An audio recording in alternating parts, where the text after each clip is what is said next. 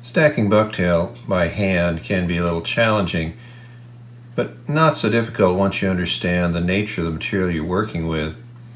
First of all, I've chosen a clump of hair that's fairly straight, but pretty uneven. There's several shorter hairs in there, and they can complicate stacking. So the first thing I'm going to do is I'm going to get a comb, and I'm going to reach into this stack and remove some of those shorter hairs that are going to be a problem for me. You can see there's a few that caught on the comb there, but actually not as many as I was anticipating. I'm going to come up here and pull out a few more. Now that I've removed those hairs, I'll come and maybe even find a few more by hand. Once I remove those hairs, it's going to make stacking a lot easier. But one of the things that you may notice when I run this hand down toward the butt ends here is a noise. Listen. You're hearing the scales in the hair.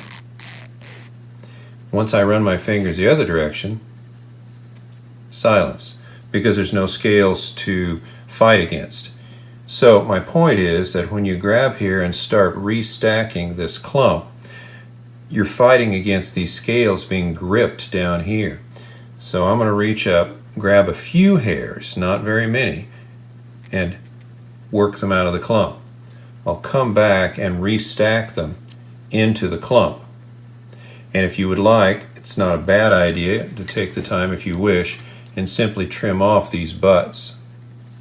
Just makes stacking a little easier. I frankly probably wouldn't do that every time, but it makes life a little easier. You can see some of these short ones in here. You may want to reach in and remove some of those shorter ones yet. It's always easier to remove hair from this direction because you're not fighting against the scales. In fact, if you want to reduce the bulk in your hair clump, maybe you've got too much hair, you can take out quite a few hairs from this end and it really doesn't unstack the whole.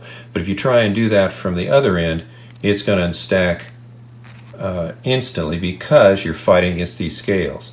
But again, come back, grab a few, not very many, a few, just simply lay them back in again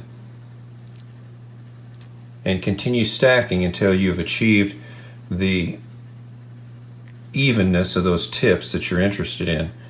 I didn't mean to grab just one, but let's grab a few more than that. Come back and just lay them together. And once you're satisfied that you've got them the way that you want, there's a couple more. I can't stand it. I'll have to pull those guys out and kind of even them up.